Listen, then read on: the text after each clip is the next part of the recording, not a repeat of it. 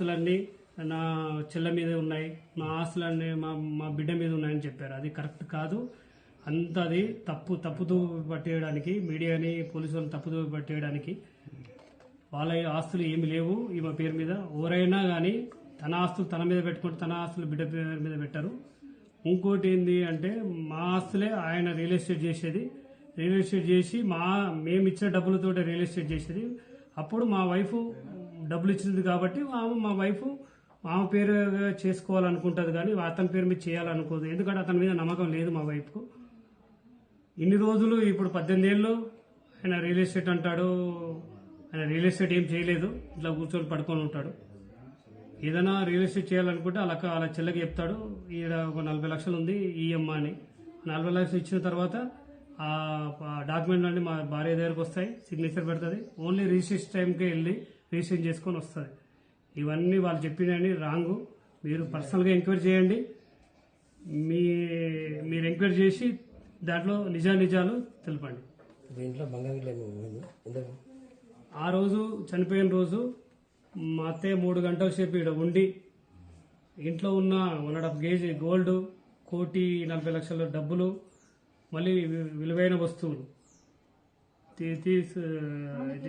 తీసుకుని వెళ్ళింది. అది గోల్డ్ గిట్ట వాళ్ళ ఫ్రెండ్ కూతురు రేఖతోటి పంపించింది. ఆ రేఖ గిట్ట నేను ఫోన్ చేశాను. ఫోన్ చేస్తే అవునన్నా నాతోటి ఓ డబ్బా పంపించింది, అలా డబ్బులు ఎన్ని ఉన్నాయి, గోల్డ్ ఎంత ఉందో నేను చూడలేదు, లాకేష్ ఉంది, కానీ మీరు కాశీ నుంచి బయటకు వచ్చిన తర్వాత నేను ఇచ్చేసాను ఆమెకు అని చెప్పింది. నాకు నమ్మకం ఏంటంటే ఆ 3 గంటల సేపు ఏం జరిగింది ఇక్కడ. ఆ 3 గంటలు మా వైఫ్ ఏదైనా సూసైడ్ నోట్ రాసి పెట్టిందా, ఇంకేమైనా రాసిందా, అది నాకు తెలియదు. ఎందుకు వాళ్ళు 3 గంటల సేపు ఇక్కడ చదవవలసి వచ్చింది. ఇంకోటి మా వైఫ్ బెడ్రూమ్లో ఒక కాలిపోయిన కాగితాలు కనిపించాయి. ఎవరు దాన్ని కాల్చారు, దీని హిస్టరీ వెనుక ఎవరున్నారు? మా అత్త, మా బొమ్మర్ది వాళ్ళ వైఫ్ వాళ్ళేనా, ఇంకెవరన్నా బయట వాళ్ళ వ్యక్తులు ఉన్నారా? అది తెలుసుకోవాలని ఉంది. ఖచ్చితంగా వాళ్ళ చావు కారణం ఎవరైనా కానీ కఠినంగా శిక్షించండి, కఠిన న్యాయం చేయండి. నాకు మీడియా మిత్రులకు ఒకటే కోరుకుంటున్నాను. నా భార్య, నా పిల్లలు చనిపోవడానికి కారణం ఎవరు తెలుసుకోవడానికి ప్రయత్నిస్తున్నాను. మీరందరూ సహకరించండి. మేడిపల్లి పిఎస్లో నేను కంప్లైంట్ చేశాను. మా అత్తయ్య పుష్పలత, మా బొమ్మర్ది చిరంజీవి, మా బొమ్మర్ది పెళ్ళం భార్య లక్ష్మి, ఈ ముగ్గురు మీద మేడిపల్లి పిఎస్లో కంప్లైంట్ చేశాను. అది సిఐ గారు దీని గురించి 2 డేస్లో నేను విచారించి చెప్తాను అన్నారు. నా ప్రాణహాని ఉందని గట్రా సిఐ గారికి చెప్పాను. మీరు ప్రొటెక్షన్ చేస్తానని చెప్పారు. మంచిగా స్పందించారు సారు. ఖచ్చితంగా న్యాయం జరుగుతుందని అనుకుంటున్నాను. మీ మీడియా మిత్రులందరూ కలిసి నాకు న్యాయం చేయాలి. ఇలా చావు కారణం ఎవరు, దాన్ని వెలికి తీయాలి. నన్ను రక్షించండి. ఈ ప్రాబ్లంని సాల్వ్ చేయండి. మీకు ఎవరిపైన అనుమానాలు? నాకు అనుమానం ఉన్నది ఓన్లీ మా అత్తయ్య పుష్పలత, మా బొమ్మర్ది చిరంజీవి, మా బొమ్మర్ది భార్య లక్ష్మి, వీళ్ళు ముగ్గురికి అన్నీ తెలుసు. వీళ్ళను గట్టిగా విచారిస్తే మాత్రమే తెలుస్తాయి, ఇంకెవరికి తెలియదు. వాళ్ళు గట్టిగా విచారిస్తే వాళ్ళన్నీ బయట పెడతారు. దీనికి సూత్రధారు ఎవరు ఏందని వాళ్ళకి తెలుసు. వాళ్ళు విచారిస్తేనే ఇవన్నీ బయటకు వస్తాయని నా నమ్మకం ఉంది. ఖచ్చితంగా పోలీసు వాళ్ళు విచారిస్తారని నమ్మకం ఉంది.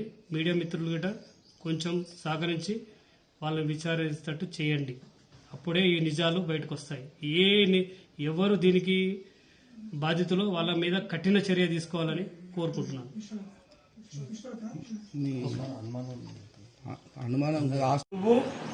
నువ్వు చనిపోతే ఎవరికి ఆస్తి అని అడిగారు.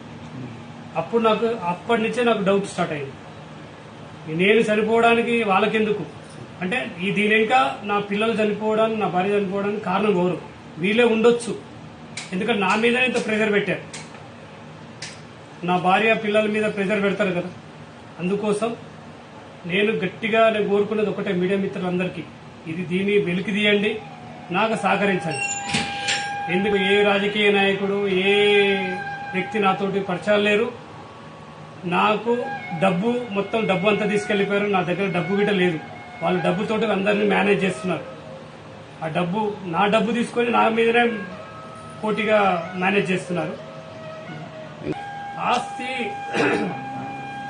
ఆస్తి గురించి కూడా ప్రెజర్ చేస్తున్నారు. సెటిల్మెంట్ అంటే అదే కదండి. సెటిల్మెంట్ మీరు సెటిల్మెంట్ చేసుకోండి అంటే నాకు ఇది ఇవ్వండి, ఇది తీసుకోండి. మీ ఆస్తి వాళ్ళ అదే నాకు తెలియక నేను అడిగాను. సెటిల్మెంట్ అంటే ఏంది, సెటిల్మెంట్ మీనింగ్ ఏంది నాకు తెలియక అడిగాను. నేను ఎవరి దగ్గర డబ్బులు తీసుకోలేదు, నేను ఎవరికి ఇవ్వలేదు. నీ ఆస్తి నా దగ్గర లేదు, నా ఆస్తి మీ దగ్గర డాక్యుమెంట్లు అన్ని ఉన్నాయి. నా డాక్యుమెంట్ నాకు ఇవ్వడానికి మీకు సెటిల్మెంట్ ఎందుకు చేయాలి? ఓకే. ప్రతి ఒక్కరూ తప్పనిసరిగా యూట్యూబ్లోకి వెళ్ళి కడప వార్తను లైక్ చేయండి, సబ్స్క్రైబ్ చేయండి. ఇట్లు మీ జి రమణయ్య, ఎడిటర్, కడప వార్త.